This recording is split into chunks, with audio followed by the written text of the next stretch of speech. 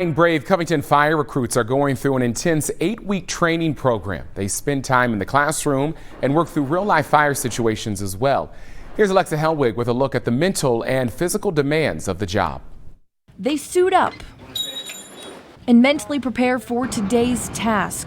The call is a mayday and a firefighter is down. That's like worst case scenario. But it's a situation these Covington Fire recruits have to be ready to tackle. We set up a primitive rope system, hook them onto it, and let them out the window, and the crews would then lower them to the ground and then do whatever first aid needed to be done to the individual from that point. These 9 fire recruits love what they do. Each has different experiences, but they all have one thing in common. If you go to work every day and you're just with a bunch of dudes that are your brothers, it's like family.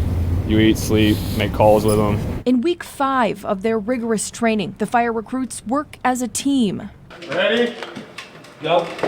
And learn from Lieutenant Jimmy Adams. I'll be with Covington 12 years coming up this April. I've been a full-time firefighter for 25 years and a couple of days. He says in his career, things are always changing. The circumstances that we're up against, whether it's building construction, the fire environment itself, the way that cars are put together, the way the buildings are constructed. So their training never stops. Lieutenant Adams works with his recruits for 48 hours every week. And many of the scenarios they're up against can be physically demanding.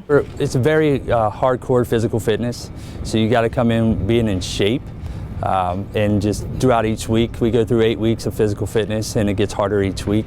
I think the biggest thing is seeing how your body progresses through that 8 weeks is the biggest challenge, I would say.